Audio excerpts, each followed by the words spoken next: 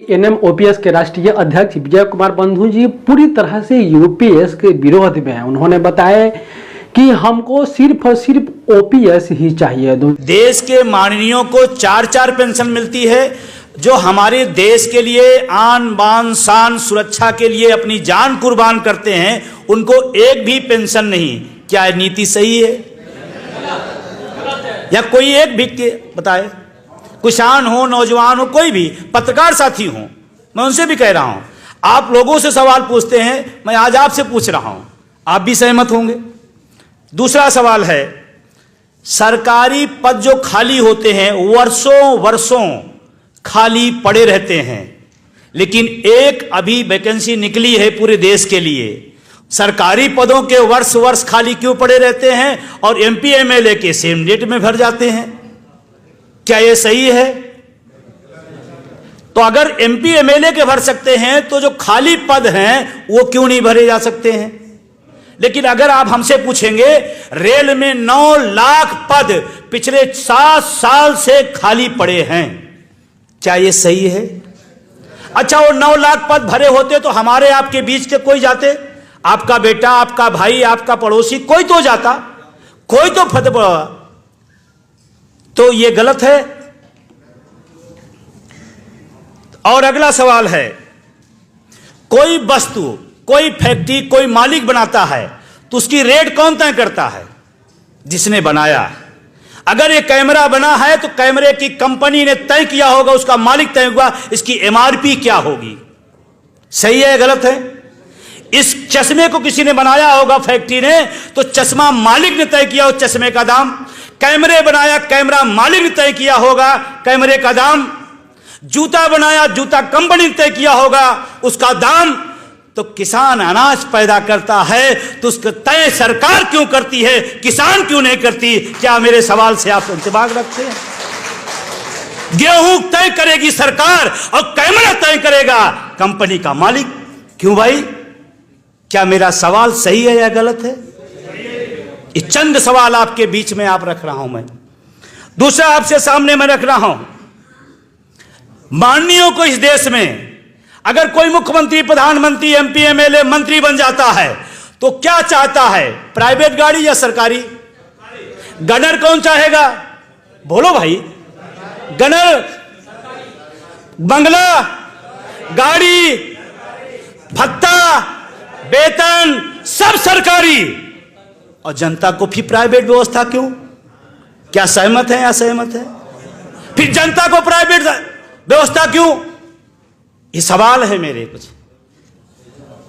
अगला कुछ एक सवाल और है, कितने लोग यहां बैठे हैं, जो भी हम देश की बात नहीं करते तो इस कैंपस बैठे हैं, कितने लोग हैं जो अपने बच्चे को पढ़ाने के बाद उनकी इच्छा है, उनका सपना है कि मेरा बेटा पढ़ने के बाद 5,000 की आउटसोर्सिंग संविदा पे नौकरी करे? कितने लोग यहां सहमत हैं?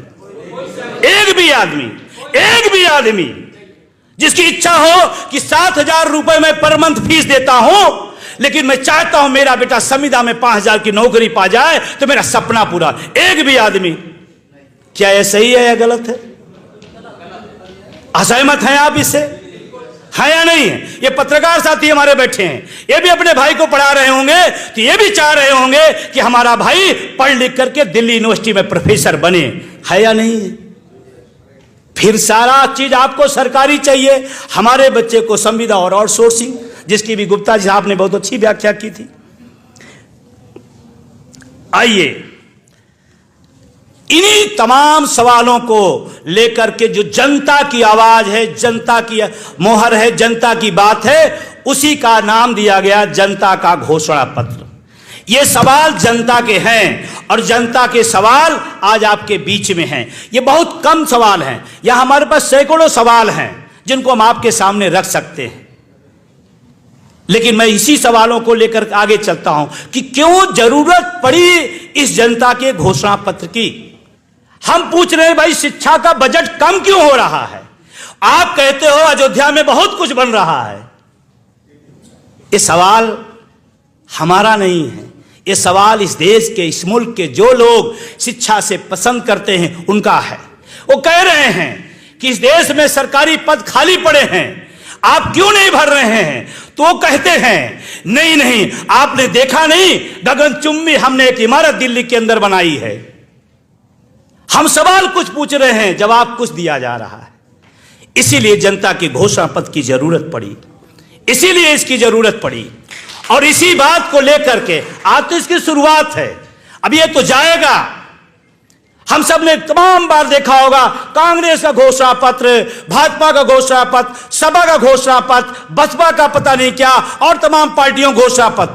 पहली बार भारतीय राजनीति के इतिहास में ये बहुत छोटा कदम है लेकिन महत्वपूर्ण है। पहली बार इस देश में जनता का घोषणा पत्र आपके बीच में आ रहा है, ये बहुत बड़ी बात है। इसकी जरूरत आप महसूस करते हैं तो आप हमारी बात से सहमत होंगे। अगर आपको लगता है नहीं, चुनाव के दौर में मुद्दे कुछ होते हैं और घुमा कुछ दिए जाते हैं, अभी पूछा जा रहा है, अभी कहा जा रहा है, और मजे की बात, इसमें एक पार्टी शामिल नहीं होती है। मैं बहुत बेबाकी से कह रहा हूं, क्योंकि पार्टियां सब चाहती कि मुद्दे की बात ना हो। क्यों? क्योंकि मुद्दे की बात होगी तो आज वो फंसेंगे, कल वो फंसेंगे। जैसे आपके विधायक, आपका सांसद जब क्षेत्र में जाता है तो वो कहता है, आपने कहा विधायक जी ये, सांसद जी ये नाली नहीं बन पाई, तो कहता है यार तुम भी अपनी जाति के हो करके, अब हमें नाली साफ चाहिए या जाति चाहिए? और सबसे बड़ा, मैं बड़ी जिम्मेदारी के साथ कह रहा हूं आप सबके बीच में, इस देश में जाति धर्म की जितनी ज्यादा बात होती है उसका सबसे बड़ा फायदा राजनेता लेता है और सबसे ज्यादा नुकसान जनता के हवाले होती है। सबसे बड़ा सवाल हमने पूछा, भाई माननीय सांसद जी हमारे एरिया में इंटरमीडिएट कॉलेज नहीं है, तो कहता है यार तुम भी अपने होकर के ये बात कह रहे हो, इसका मतलब तुम्हारा बच्चा पढ़े न पढ़े लेकिन हम बने रहें। इसीलिए इस जनता की घोषणा पत्र की जरूरत है। एक बार अगर आप सहमत हैं इन बातों से तो आप अपने एक हाथ उठा सकते हैं, और जो पूरे सहमत है दोनों उठा सकते हैं। चलिए, कुछ बात, ये मेरे सवाल थे, कुछ बात कह के मैं अपनी बात खत्म करूंगा, क्योंकि आप इसको पढ़ेंगे अच्छे से, और मुझे लगता है कि यह जिम्मेदारी सिर्फ डीएन सिंह की नहीं है, ये जिम्मेदारी सिर्फ प्रोफेसर रतन लाल की जी नहीं है। मैं तो चाहता हूं आप इसको घर घर ले जाइए, आप इसका संकल्प लीजिए कि अगर ये मिल जाती है तो बंटवा दूंगा, नहीं मिलेगी तो इसकी फोटोकॉपी करवा कर घर घर पहुंचाऊंगा। तब बात बनेगी, तब बात बनेगी, तब जनता की आवाज होगी।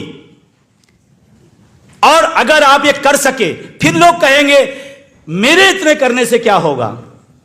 मैं बताऊं भाई साहब, लोग कहते हैं चना, अकेला चना क्या फोड़ सकता है, एक कहावत है, लोकोक्ति है, लेकिन मैं इसे इत्तेफाक नहीं रखता हूं। एक ही काफी है। जैसे कहते नहीं, समुद्र हो या पानी कहीं हो, एक छोटा सा आप उसमें कंकीड़ ईंट कुछ भी डाल दे, पूरे उसमें हलचल मच जाती है।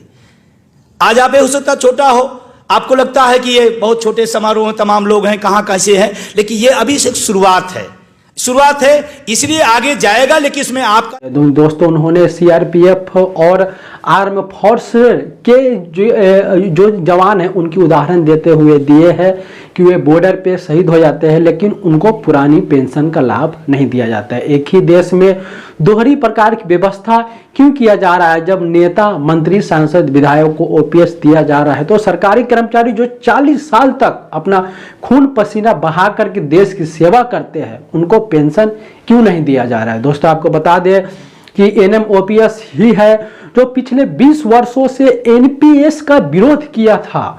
बहुत सारी यूनियन फेडरेशन ऐसा है जो एनपीएस को बढ़ा चढ़ा करके बता रहे थे एनपीएस अच्छा है, लेकिन विजय कुमार बंधु जी का एनएम ओपीएस शुरू से ही, जब से 2004 से एनपीएस आया तब से विरोध करते आ रहे हैं और उनके ही प्रयास से दिल्ली के रामलीला मैदान में अनेकों बार विशाल रैली हुआ। उनके ही प्रयास से चुनाव से पहले एनपीएस में सुधार को लेकर के कमेटी बनाया और यूपीएस को लाया।